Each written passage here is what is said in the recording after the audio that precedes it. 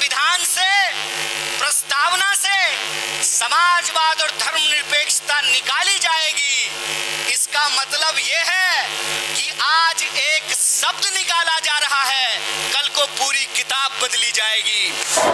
जो वादा इस देश में गांधी ने मौलाना अबुल कलाम आजाद को किया था, हम उस वादे को निभाने के लिए आए। और वादा ये है कि गांधी कहते हैं, रघुपति राघव राजा राम, पतित पावन सीता राम, ईश्वर अल्लाह तेरो नाम, सबको सम्मति दे भगवान, हम सबकी सम्मति दे। और हम आपसे माफी मांगते हैं कि इस देश में सेकुलरिज्म को बचा के रखने की जिम्मेवारी हमारे कंधों पर थी। गांधी के देश में वोट से गद्दी पर बैठा है, इसके लिए हम आपसे माफी मांगते हैं। लेकिन हम आपसे वादा करते हैं कि अगर इस मुल्क में एक बार फिर से राम प्रसाद बिस्मिल और अशफाक उल्लाह खान की दोस्ती कायम होगी तो हम इनको जरूर हराएंगे। और इसी अजीमाबाद की धरती पर बिस्मिल अजीमाबादी ने कहा था, सरफरोशी की तमन्ना अब हमारे दिल में है, देखना है छोड़ के गुना बाजू कातिल में है। चाहे इसकी जो भी कीमत चुकानी पड़े, खुले मन से पूरे देश को कांग्रेस की तरफ से मोहब्बत का ये है कि सियासत में जितनी भी शिकस्त मिले मंजूर है, लेकिन सत्य के साथ समझौता नहीं करेंगे, इस देश के संविधान के साथ समझौता नहीं करेंगे। और तीसरी और आखिरी बात, ये कभी मत सोचना कि कोई लड़ाई एक कौम की लड़ाई है। ये कभी मत सोचना कि इंसाफ की लड़ाई एक धर्म को मानने वालों की लड़ाई है। ये कभी मत सोचना कि न्याय की लड़ाई एक जहदी को कायम करने की जिम्मेवारी सिर्फ रहमान के कंधे पे है, बल्कि एक जहदी को कायम करने की जिम्मेवारी राम के भी कंधे पे है। इस बात को याद रखना है। इसीलिए वक्त के खिलाफ यह जो साजिश रची गई है, उस संबंध में आप एक बात जान लीजिए, आज तुम्हारी बारी है, कल बारी हमारी है।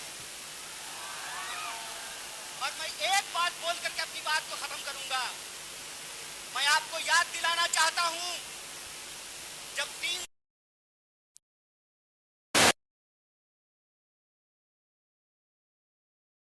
शाबाश मोदी जी, अब तो हम डल लेक के सामने जमीन खरीदेंगे। मेरे टोले मोहल्ले के लोगों, बताओ कितनी जमीन तुमने डल लेक के सामने खरीदी है, बता दो जरा हमको। जब CA/NRC आया, तब फिर हमारे व्हाट्सएप ग्रुप पर मैसेज आया कि जो घुसपैठिए हैं उनको भगा करके उनका मकान और दुकान हमको दे दिया जाएगा। बता दो कितना मकान और दुकान तुमको मिला है। ये साजिश है, साजिश समझ लेना। ये वही साजिश है जो ये अंग्रेजों से सीखा है इन्होंने। भाई भाई को लड़ाओ और देश की संपत्ति अपने खाते में पहुंचाओ।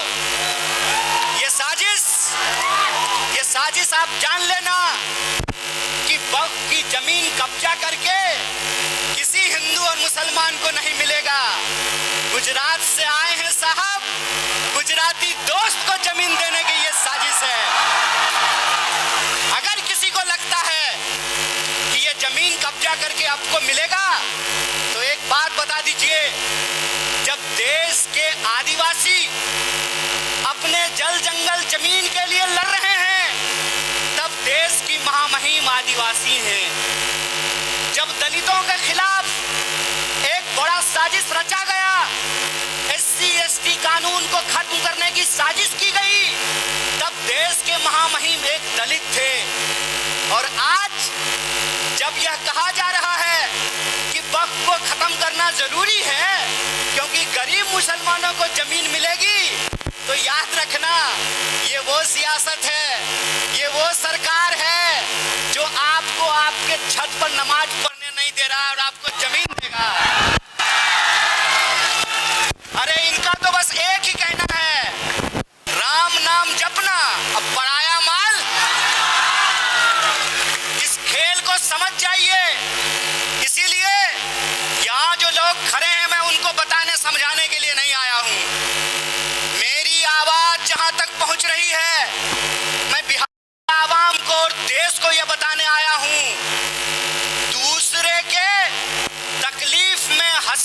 संस्कृति भारत की संस्कृति नहीं है, ये भारत का इतिहास नहीं है।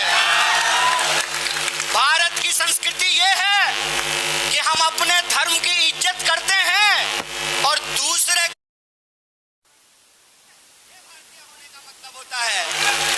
भारतीय होने का मतलब ये होता है कि हम अपने घर में सुख चैन से रहें, तुम अपने घर में सुख चैन से रहो। जो दूसरे के इबादत खानों पर, दूसरे की जगहों पर झंडा गाड़ते हैं, उनके पास ईमान नहीं बेईमानी है, इस बात को याद रखिएगा। इसीलिए जब आज आरएसएस कह रही है कि संविधान से, प्रस्तावना से समाजवाद और धर्मनिरपेक्षता निकाली जाएगी, इसका मतलब यह है कि आज एक शब्द निकाला जा रहा है, कल को पूरी किताब बदली जाएगी। इसीलिए ऐ देश के नागरिकों, चाहे आप हिंदू हो या मुसलमान, चाहे आप दलित हो या ब्राह्मण, चाहे आप अगरा हो या पिछड़ा, चाहे आप टोपी लगाने वाले हो या तिलक लगाने वाले हो, याद रखना ये ऊंच नीच को मानने वाले लोग हैं, इनको आपने गद्दी पर बिठाया है, ये आपसे आपका समानता का अधिकार छीनेंगे, आदिवासियों से जल जंगल जमीन का अधिकार छीनेंगे, पिछड़ों से भागीदारी का अधिकार छीनेंगे और मुसलमानों को इस देश में नागरिक होने का अधिकार छीनेंगे। इसी ये लड़ाई एक कौम की लड़ाई नहीं है, पूरे हिंदुस्तान को बचाने की लड़ाई है और इस लड़ाई में हम सब एकजुट हैं। बोलिए, एक है कि नहीं है? तो आप हमारे साथ एक नारे को बुलंद कीजिए, उसके बाद हम अपनी बात को खत्म करेंगे। इस काले कानून के खिलाफ हमारी एक जहदी प्रदर्शित होनी चाहिए। अशफाकुल्लाह खान और राम प्रसाद बिस्मिल की दोस्ती कायम होनी चाहिए। तो आप हमारे साथ आवाज को बुलंद कीजिए, आवाज दो, आवाज दो, लड़ेंगे। बहुत बहुत शुक्रिया, बहुत बहुत धन्यवाद।